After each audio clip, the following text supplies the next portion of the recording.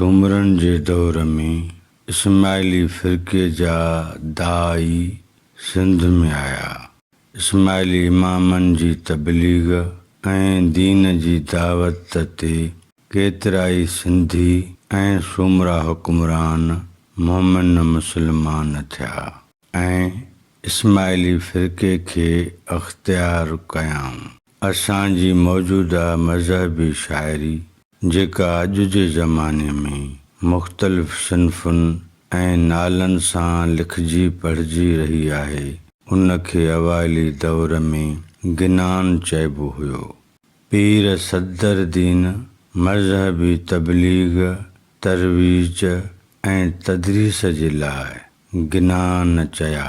पीर सदरुद्दीन जो मशहूर ऐं मक़बूल गिनान पेश आहे, जंहिंजी पढ़णी डॉक्टर अब्दुल जब्बार जूनेज साहिब मौजिब आहे, जेका हुन सिंधी अदब जी तारीख़ में लिखी आहे। उथी अल्लाह न घुरी बंदा, तूं सुते सारी रात, न का जोरी जीव जी, न को समर साथ। शाह मञियड़ो तन जे सुबुहड़ी जागन, सुबुहड़ी न जागन, तंहिंखे हूरू न ॾीन हथ, से हाय हाय कंदा हथ हणंदा, जीअं हारीअ विञाई वथ। शाह मञियड़ो तन जे सुबुहड़ी जागन, बाना तुंहिंजो तकियो कंडनि में कयो, जॾहिं सचाणो सूर कीअं तॾहिं समरियो। शाह मञियड़ो तन जे सुबुहड़ी जागन, कपाह जनी कतियो जॾहिं सुतो लोक, तनी पाह जो कथे विधो ॻिचीअ ॻाढ़ो थोक। शाह मञियड़ो तन जे सुबुहड़ी जागन, जहिड़ो नीतेड़ो अॻियो हूंद कतियाई, पोइ सुभाणे सर्तिन विच में मिली मरकियाई। शाह मञियड़ो तन जे सुबुहड़ी जागन, कोठा मंडप माड़ियूं घर घोड़ा भंडार, कीनन्या पाणसी जीव चलंते वार।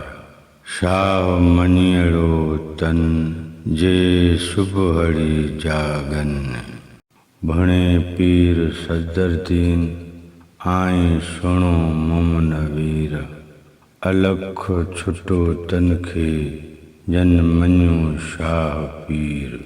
शाह मञियड़ो तन जे सुबुहड़ी जागन। डॉक्टर अब्दुल मजीद सिंधीअ वटि इन्हीअ गिनान जी पढ़णी कंहिं क़दुरु मुख़्तलिफ़ आहे। ॿोलीअ जी उहा अलिफ़बे जंहिंमें 40 अखर हूंदा आहिनि, उनखे 40 अखरी चइबो आहे। पीर सदरुद्दीन दीनी दावत, अल्लाह जी अज़मत, हमद ऐं सना बयान करण जे लाइ सिंधी ॿोलीअ जी 40 अखरी ईजाद कई, जंहिंखे ख़्वाजकी सिंधी सॾियो वेंदो आहे। इन्हीअ 40 अखरी या ख़्वाजकी सिंधीअ में पीर सदरुद्दीन गिनान चया।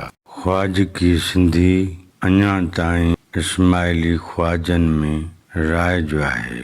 शाह मञियड़ो तन जे सुबुहड़ी जागन, उथी अल्लाह न घुरी बंदा, तूं सुते सारी रात, न को जोरी जीव जी, न को समर साथ। शाह मञियड़ो तन जे सुबुहड़ी जागन, कोठा मंडप माड़ियूं घर घोड़ा भंडार, कीनन्या पाणसी जीव चलंते वार। शाह मञियड़ो तन जे सुबुहड़ी जागन, क्या तई कथियो जॾहिं सुतो लोक तनी पंहिंजो कथे विधो ॻिचीअ ॻाढ़ो थोक शाह मञियड़ो तन जे सुबुहड़ी जागनि।